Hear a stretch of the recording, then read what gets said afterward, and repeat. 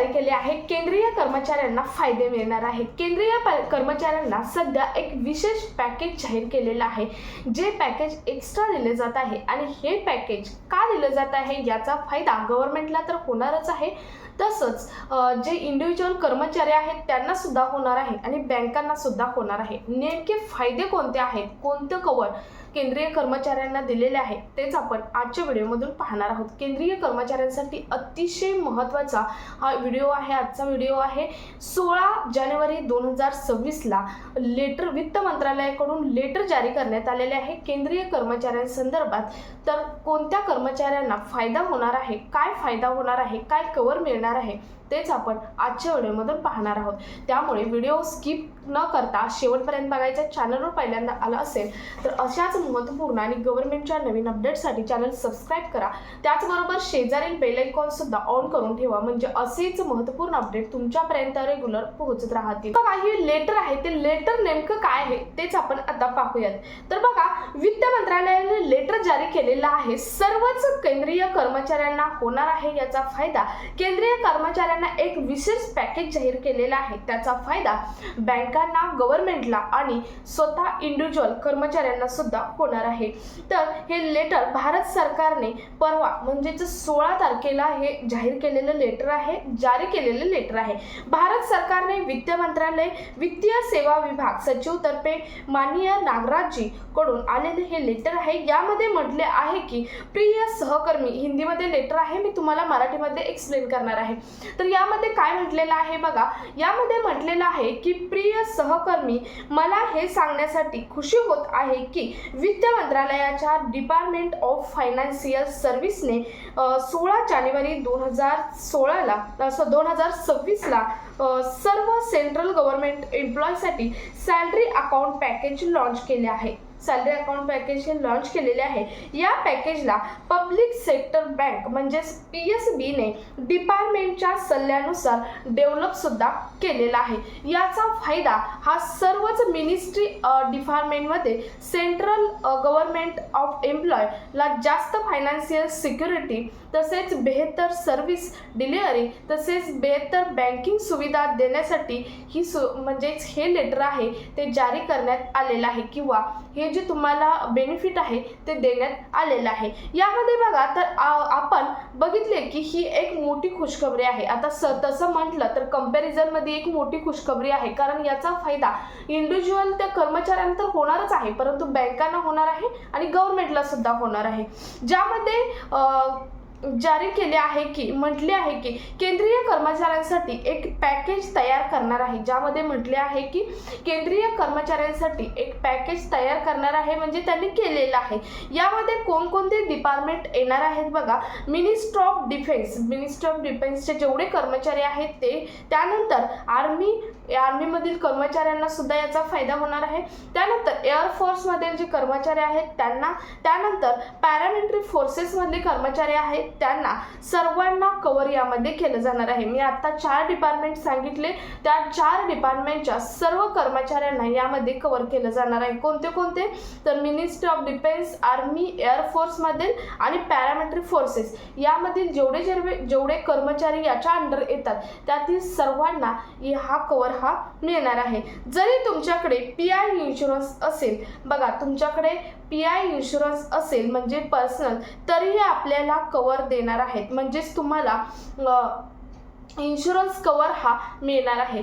जरी तुमच्याकडे PI insurance असला तरी सुद्धा तुम्हाला गव्हर्नमेंटकडून आता एक कव्हर मिळणार आहे, इन्शुरन्स कव्हर हा मिळणार आहे। म्हणजे तुम्ही कोणत्या कंपनीत असाल तिथला जरी तुमचा इन्शुरन्स असेल तरीही सुद्धा तुम्हाला गव्हर्नमेंटकडून दुसरा कव्हर हा मिळणार आहे। अतिशय महत्त्वाची ही एक तुम्हाला बेनिफिट म्हटलं तरी चालेल, हे मिळणार आहे। पुढे खूप सारे बेनिफिट आहेत, त्यामुळे व्हिडिओ शेवटपर्यंत बघायचा तरच तुम्हाला ते समजणार आहेत। यावरती सॅलरी अकाउंट पॅकेजवरती 3 मुख्य सेगमेंट आहेत। सॅलरी अकाउंट पॅकेज जे तुम्हाला मी म्हटलं जाहीर केलं आहे त्यावरती 3 मुख्य सेगमेंट आहेत।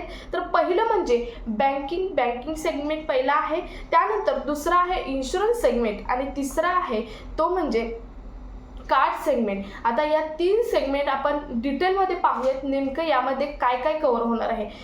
तर सर्वात महत्त्वाचं त्यातील पहिला सेगमेंट पाहूया, तो म्हणजे बँकिंग सेगमेंट. बँकिंग सेगमेंटमध्ये काय काय फायदा मिळणार आहे, तर बघा काय फायदा होणार आहे, कितीचा इन्शुरन्स मिळणार आहे, कार्डचा काय फायदा पुढे पाहणारच आहोत. परंतु बँकिंग सेगमेंटमध्ये काय फायदा होणार आहे, बॅलन्स सॅलरी अकाउंट मोफत पैसे पाठवणे, तसेच NFT, RTGS असेल, UPI द्वारा असेल, हाऊसिंग एज्युकेशनल सिक्युरिटी असेल, तसेच पर्सनल लोनवरती असेल, रेग्युलेटरी स्पेशल बेनिफिट, हे सर्व बेनिफिट तुम्हाला अगदी मोफत मिळणार आहेत.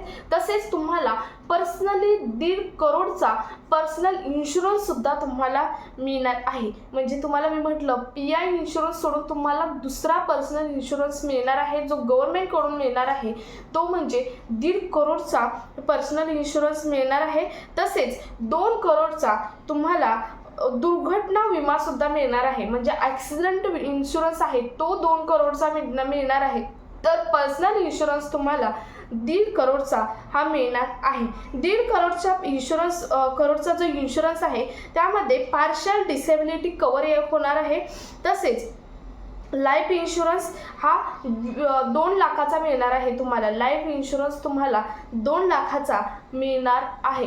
तर बघा, इन्शुरन्समध्ये तुम्हाला हे फायदे मिळणार आहेत. 1.5 लाखाचा तुम्हाला पर्सनल इन्शुरन्स, 2 लाखाचा तुम्हाला ॲक्सिडेंटल इन्शुरन्स आणि 2 करोडचा तुम्हाला ॲक्सिडेंट इन्शुरन्स आणि तुम्हाला 2 लाखाचा लाईफ इन्शुरन्स सुद्धा दिला जाणार आहे, असं लेटर जारी करण्यात आलेलं आहे वित्त मंत्रालयाकडून.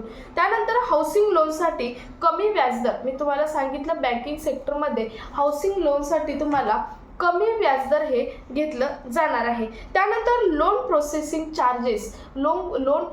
चार्जेस आहेत ते सुद्धा कमी घेतले जाणार आहेत. तसेच तुम्हाला वरती सांगितलंच आहे 1.5 करोडचा तुम्हाला पर्सनल इन्शुरन्स आहे तो सुद्धा मिळणार आहे. तर त्यानंतर 2 लाखाचा पर्सनल ॲक्सिडेंटल इन्शुरन्स आहे तो सुद्धा मिळणार आहे. तर बँकिंगमध्ये तुम्हाला हे सर्व बेनिफिट आहेत ते बेनिफिट मिळणार आहेत. आणखी एक तो म्हणजे हवाई दुर्घटना विमा सुद्धा तुम्हाला यामध्ये ॲड करण्याची चर्चा चालू आहे. अद्याप जो हवाई दुर्घटना विमा आहे तो लागू झालेला नाही, परंतु तो सुद्धा लवकर लागू करण्याचा निर्णय सुद्धा घेण्यात येणार आहे. तर तसेच टर्म इन्शुरन्स हा तुम्हाला 2 करोडचा भेटणार आहे. म्हणजेच टर्म इन्शुरन्स आहे तो सुद्धा 2 करोडचा भेटणार आहे. तसेच फॅमिलीसाठी कॉम्प्रेहेन्सिव्ह हेल्थ कव्हर सुद्धा मिळणार आहे.